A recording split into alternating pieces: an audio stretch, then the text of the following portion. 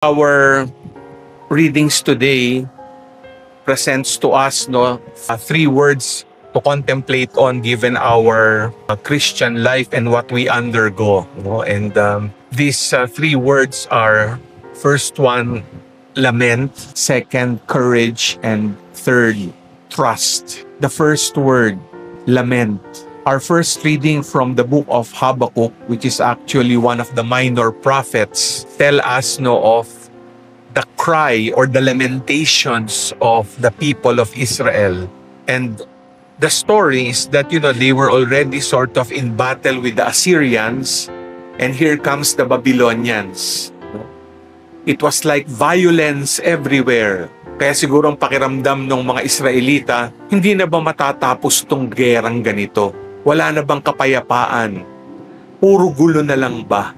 So, in a way, they were crying to the Lord, and perhaps even expressing to the Lord with their lamentations, matatapos ba ito? Nandyan ka ba, Panginoon?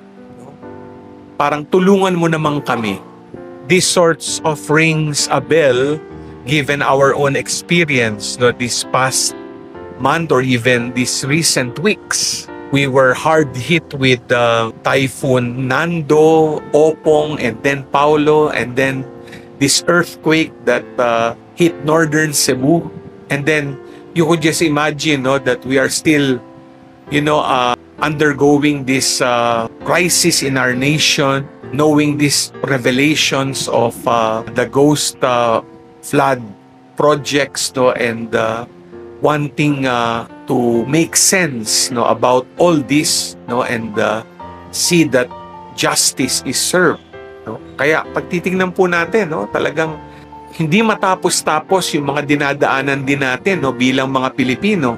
Kasama po dyan yung buhay nating personal. Sigurado ako may mga kanya-kanya po tayong problema sa ating pamilya, trabaho, Sa mag-iisip tayo, pati sa ating kalusugan, meron tayong dinadaanan, Nagtatanong tayo, magkakaroon ba ako ng kagalingan? Maayos ko ba yung buhay ko?